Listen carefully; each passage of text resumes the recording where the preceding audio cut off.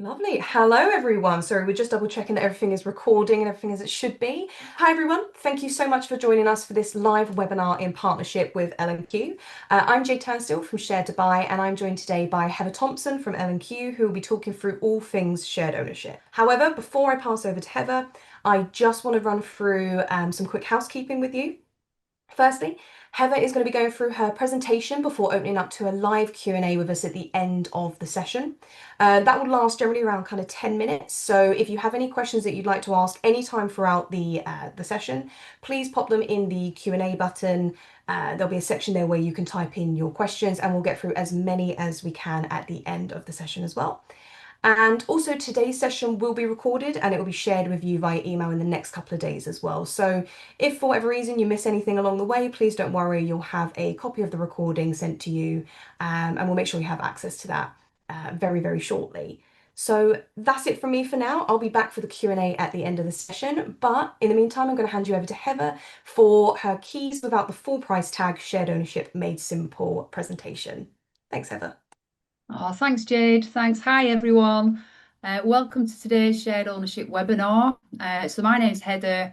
I'm a sales associate for L&Q. I've worked for L&Q for several years, supporting buyers on their entire journey into home ownership. During this time, I've worked across a wide range of developments, helping clients with different budgets, circumstances, and aspirations to find the right path to owning a home. So shared ownership is a fantastic way to get on the housing ladder, especially when buying outright isn't quite within your reach. It can be a really effective stepping stone towards owning a home you may not be able to afford on the open market. So today I'm really pleased to guide you through how shared ownership works and what the process looks like. And it might help you take your next steps into and home ownership. So next one, please, Jade.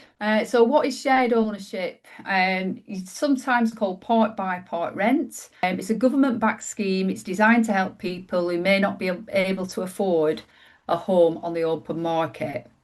So you purchase a percentage of the property.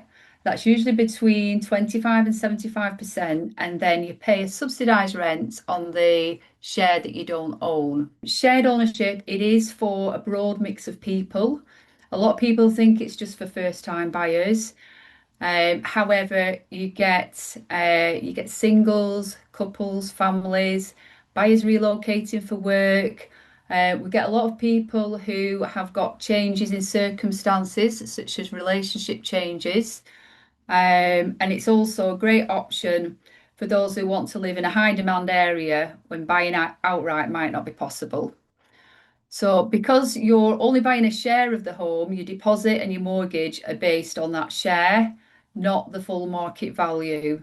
So it makes the home ownership more accessible for people. Okay, next slide, Jade. Shared ownership eligibility. So there is a certain criteria when applying for shared ownership.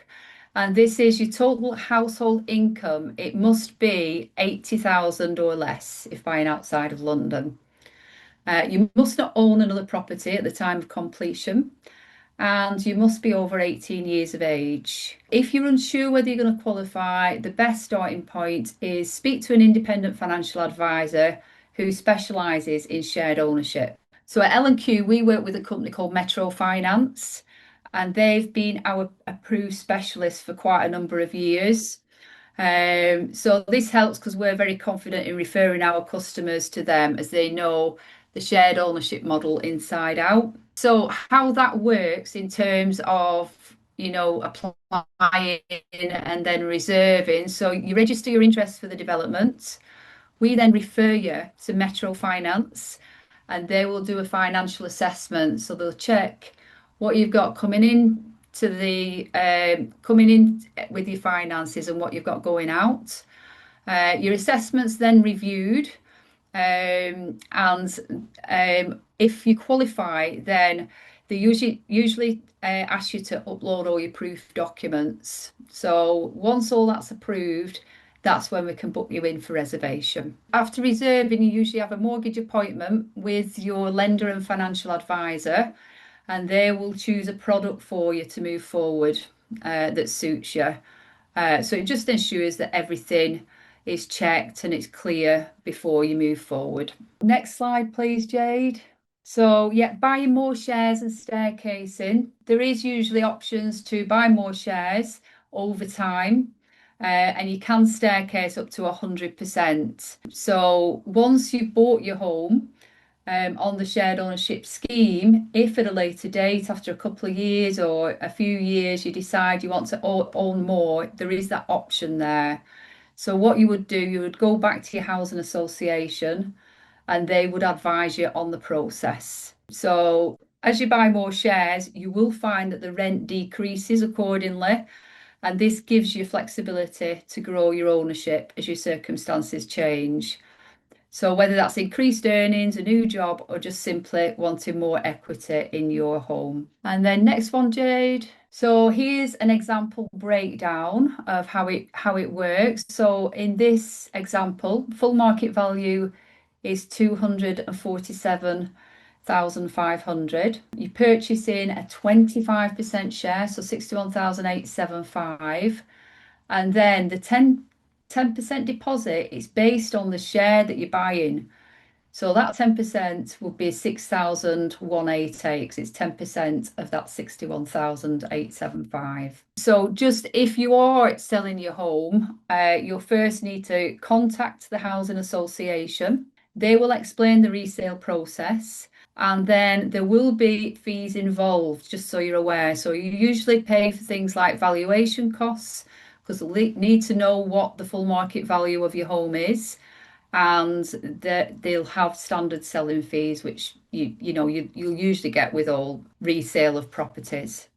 So it's always a good idea to ask your housing association how that all works, and then you know what to expect later. And then next one, Jade. So general home buying information. So just a few other things to know. You'll have access to an independent financial advisor, which is usually recommended by your housing association. So, like for instance, we recommend Metro, and they're there to support you and help you with your understanding the affordability and mortgage products and all related costs. After that, it's up to you. Once you've got signed off by that finance company, it's up to you whether you want to go with your own mortgage advisor or you want to stay with the recommended one. And then moving on to service charges. So service charges cover maintenance and communal costs, and I'll split that into two. So you might have an apartment, which will include communal building maintenance, possibly cleaning, concierge, gyms or shared facilities, on-site shops or amenities are sometimes included. And then on the other hand, if you're purchasing a house on shared ownership, the service charge usually covers the public open space, landscaping, attenuation ponds, retaining walls or shared structures, things like that. So once you do move in, you are responsible for your home. So it's just like any other home owner. So you are free to decorate and make the home your own. But what I would always do is just double check if it's something that you're concerned about permissions, then do ask the housing association and check what's in the lease first. Okay, then next one, Jade. So finally, a little bit about L&Q. So we are one of the UK's leading housing associations, and we are a profit for purpose organisation. So that just means that the money that we make, we reinvest directly back into communities and homes and services, and not just, it doesn't go to shareholders. So examples of that is employment support and career advice, cost of living guidance, and community projects and local funding opportunities. So our mission is simple. We want to create new homes and communities people can be proud of. So we offer a wide range of buying options, including shared ownership and other pathways, helping people move into high quality homes in great locations. Just closing, thank you today for joining today's session. I hope it's given you an understanding of how shared ownership works and how L&Q can support you through your home buying journey. I'm now happy to answer any questions you might have. Over to you, Jade. Thank you so much, Heather. Loads of good stuff in there. So I reckon actually I've been keeping an eye on the questions, and I think you've been answering some of them as we've gone through as well. But lots for us to get through. So thank you so much for everyone who is submitting. Apologies, I'm split over a couple of screens. So first of all, Heather, off the back of the kind of financial breakdown that you gave, someone has asked Yeah. the question, is shared ownership actually affordable month to month for shared owners? Yeah, I would say so. I mean, a lot of my customers have found it more affordable than renting, for instance, on a similar home on the open market. You've got three things to think of. You've got your mortgage on your share, you've got your subsidised rent, and then you've got your service charge. The best thing to do, I would advise, is speak to that financial advisor because they will give you a breakdown to make sure it is affordable and it works for you. Perfect. Thank you very much. I think you might have covered this a little bit earlier, but I know a couple of people were a bit late coming in. They had some issues with the access link. So, how Right. much deposit do I need to get started with shared ownership? So generally, deposits will start from 10% of the share that you buy in. So if you look at the share that you buy in, it's generally 10%. But again, seek a little bit of advice off your sales advisor. They'll be able to give you the full gen on it, depending on who you're with. Fantastic. Just having a look around the questions. I can see another question related to the deposit as well, which I'm happy to cover, which is can you pay a bigger deposit on a shared ownership home? Say if you had equity from a previous house sale due to, for example, a relationship split. Yes, you absolutely can. You can increase that deposit. That'll just be something that you can discuss with the house provider, but also that mortgage broker or that financial advisor as well. So absolutely, you can pay a higher deposit amount towards your shared ownership property, much like you can on the open market as well. And sticking with affordability, Heather, um, Yeah. how do I know how many shares I can actually afford to buy? Which is a question we definitely get asked a lot. Yeah. It's just a case of speaking to the independent financial advisor. They will assess your income, your outgoings, your mortgage options, and then they'll work out a share that's affordable for you. So what they normally do is they do a budget planner. They look at what you've got going out, and then they'll make sure you've got a little bit of disposable income left as well. Mm. Just for anything that might crop up that's unexpected. Lovely, thank you very much. Still have questions coming in, so thank you. Keep shooting them our way. We'll get through as many as we can. Off the back, I think I saw this come through actually when you were covering service charges earlier. So obviously we've Yeah. discussed in the presentation what they cover. It's those kind of communal areas, stuff like that, like wider repairs on a development. But can service charges actually change at all over time? They do, yes, because the service charges, they will actually go up with the cost of the services, basically. So again, I would check with your housing association as to what rule they have. With L&Q, we use it's called the Retail Price Index, and it's usually every April, so year end. That's when they tend to reassess and that's when your service charge may go up a little bit. But usually, your housing association will supply you with something called the key information documents. Those documents, if you have a good read through, there's usually some examples of how that might go up with the share that you're buying. So look out for that. Absolutely. And I guess like a document that you'll all become very familiar with if you're buying shared ownership at the moment is your lease as well. And stuff like your service charges, rent increases, stuff like that, that will all be outlined in your lease as well. So something at Shared to Buy that we always recommend if you're purchasing a shared ownership home or any home, you should always read all of your documentation, but specifically if you're buying a leasehold property, which, for example, includes all apartments, so not just shared ownership. Leasehold isn't actually tenure specific to shared ownership because I've seen a couple of questions about leases as well. So always be sure to check that lease document, but also that's a prime opportunity for your solicitor. That's actually kind of where they're going to shine. So your legal advisor are going to be the ones that come in and they're going to trawl through that for you and make sure you understand the terms and conditions as well. Thank you so much, Heather. We did have another service charge question, which Yep. was, are shared ownership buyers treated any differently to, for example, full owners when it comes to service charges? In short, no, they're not. I've worked on quite a few developments selling both outright sale and shared ownership. everybody pays the service charge. Even the people who are on rent will pay a service charge that's tied up in the rent. So everybody pays the same, basically. Absolutely. And I think this is also where that misconception comes from about leasehold potentially being linked directly to shared ownership, when, like I said, it is actually all apartments, for example, it isn't necessarily tenure specific. So that's really good. And especially for the viewers who don't know, often, while you can get entirely shared ownership developments, a lot of the time they are also mixed with stuff like private sale, or you might have, for example, rent to buy units. So there's all these different tenures, and you can have kind of like multi-purpose developments where there's lots of different types of housing or affordable housing in there as well. I am seeing a couple of questions about finances and mortgages. What I would just say is, actually, Heather and I probably aren't the best people to talk about that side of things, especially where I can see questions around specifics and kind of personal finances. So I can see a few like, I earn this, would I be eligible? I earn this, or what we often get is questions around kind of like CCJs and credit scores, stuff like that. What I would say, there's loads of information on our website as well, Share to Buy, but that is going to be a question for your mortgage broker, your independent financial advisor. And Heather, I believe you might have mentioned during the presentation as well, the housing providers such as L&Q will have a panel of brokers or a specialist broker they can speak to. Yeah.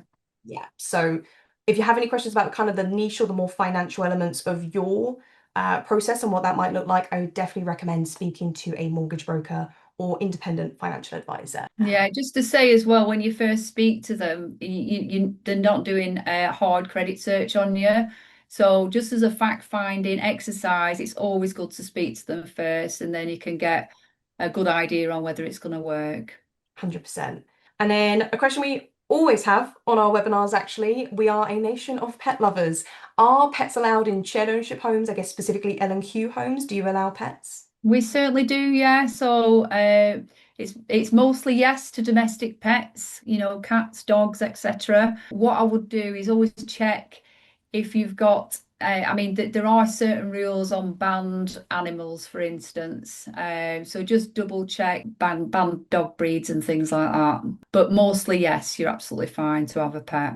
That question comes up all the time. So I think even in this chat, we've had it a few times. People love their pets, and Yeah. rightly so, no one is willing to give up their pets to buy. Yeah, what I would say is that policy can vary from housing provider to housing provider. So Heather is naturally talking about L&Qs, but always double check if you're looking to buy, and especially if you already have a pet, make sure you check with the sales team when you're viewing or putting down reservations.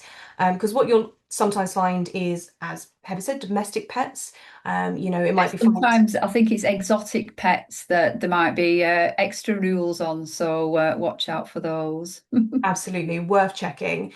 But it might often be that, you can have, if you're living on the top floor, it might be that you can't have a massive dog, but you can have a smaller dog or a cat. But the policy will change depending on the development and the housing provider. So definitely double check that when looking to buy. Lovely. And then next question. So more of the kind of future steps. What would happen if someone chose to staircase to 100% ownership of a shared ownership home? So yeah, if you chose the staircase to 100%, you'll own the home outright. So you'll no longer have to pay any rent on the remaining share, and you'll just be an outright owner. Now, generally, if you're buying a home on like a house on a development, on most of my sites, well, on all of my sites that I've sold houses, they then give you the freehold. But again, check with the housing association to see what their rules are, etc. Amazing, thank you. We've definitely got time for a few more questions, just because, apologies, Heather, I know we've got you talking quite a lot, but lots of good information. I can see more questions coming in. Again, we'll get through what we can. Just one that I'm happy to take because it's more on the resale side of things. So someone has asked, why are deposits on resale shared ownership homes often more expensive or much higher than on new build homes? Basically, what tends to happen with resale properties for shared ownership is you are buying a share equal to or higher than the existing owner. So where Heather has been talking about staircasing, if you bought your property at 25% and then staircase up to, say, 80%, when you sell that shared ownership home, the next buyer has to purchase that at 80% up. So if you're seeing that some of the resale properties have higher deposits, it's very likely because you are essentially buying a much higher share than you would necessarily do on a new build home. If you do have any follow-up questions on that as well, like feel free to drop us a message afterwards. We can kind of give you some more advice on that. But yeah, basically resale properties, you're buying equivalent to or higher the percentage share that the current owner has as well. And then another question for you, Heather. What happens if I want to sell my shared ownership home in the future? So a few questions about kind of what comes next once you buy. So if you want to sell, you'd go back to the people where you bought it. So back to the housing association.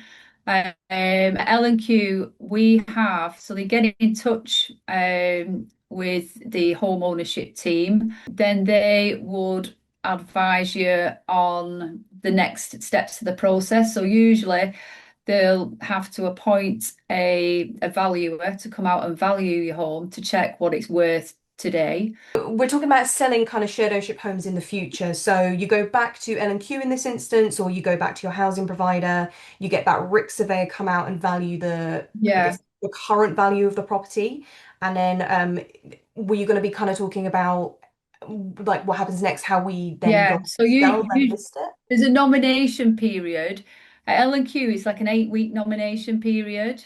And then if you sell your property in that 8 weeks, all good and well. But if you don't, what L&Q tend to do is they offer it out as a full to everybody as an outright sale property, which opens the market up, which makes it goes to a wider market basically. So it's generally easier to get a buyer. Yeah, and the nomination period is really common in shared ownership, Yes, especially, yeah, yes. So you might especially. find it takes a little bit longer, I suppose, when you're selling a shared ownership rather than just outright sale. So the good Yeah, thing with it is actually often the housing providers, when you go back to them, they probably already have a like a database, like a list of people who are already interested in properties very similar to yours. yeah, So they already probably have a bit of almost like a waiting list. Might not be referred to as that in-house, but a waiting list of people who are looking for properties just like yours. So the nomination period gives them a bit of time to find buyers who are in a similar situation to you when you first bought the home. And that's why that's in place, is to kind of find other buyers who need shared ownership to kind of get onto the property ladder. Lovely. Thank you so much, Heather. And then I'm happy to cover the next one. And then don't worry, we're going to let you go in a minute, Heather, because I know you're probably knackered. But I do have a couple of questions that have come through about stamp duty. Obviously, quite a big topic, but with shared ownership, just to kind of give you a very brief overview of it, you can generally do one of two things, which is you can either pay it on the full market value of the property as if you were buying 100% ownership, or you can pay just on the initial share you purchase, and then you would pay the remainder once you've staircased to 80% ownership or more. The reason I won't go into too much detail now is there's a little bit to unravel with that. So, especially when you think that if you're a first-time buyer, you'll actually pay zero stamp duty on homes worth up to 300,000. So what I would say, stamp duty, speak to a conveyancer or a solicitor. They're going to be the best people that can help you with that. And again, lots of the housing providers will be able to recommend solicitors. On Shared to Buy, we have a panel of mortgage brokers and solicitors as well who work with shared ownership specifically. So I would say speak to them. They'll be the best people to kind of explain what stamp duty looks like for you. Lovely. Well, thank you very much. We still have questions coming through, but I'm very aware that Heather's going to need like a glass of water and a bit of a break after her presentation. So what we're going to do is we'll have a look through those questions afterwards and see if there's anything else we can come back to you on separately as well. But what I just wanted to say first of all is like, thank you everyone for attending. Thank you for asking so many of your questions. I think there's been lots of really good stuff. And also a huge thank you to Heather for joining me today. You've done an amazing job and I think answered a lot of questions, both in the presentation but also during the QA. It's a lot of stuff that's really important for people to know before they kind of take that next step and decide if shared ownership is right for them. For our viewers today, if you'd like to find out more about L&Q and the homes they have available, be sure to visit lqhomes.com. We'll also be sending out a recording of this session to all registrants in the next couple of days, so keep an eye out for that as well. And if you'd like to keep up to date with any future webinars or events hosted by us at Share to Buy Live, you can follow the QR code on screen or create a free account on sharetobuy.com and follow us on socials. But that's it from us for now. Thank you again for joining us, and I hope you enjoy the rest of your evening. Thank you so much, Heather. We appreciate it. Thanks, Jade. Thanks, everybody.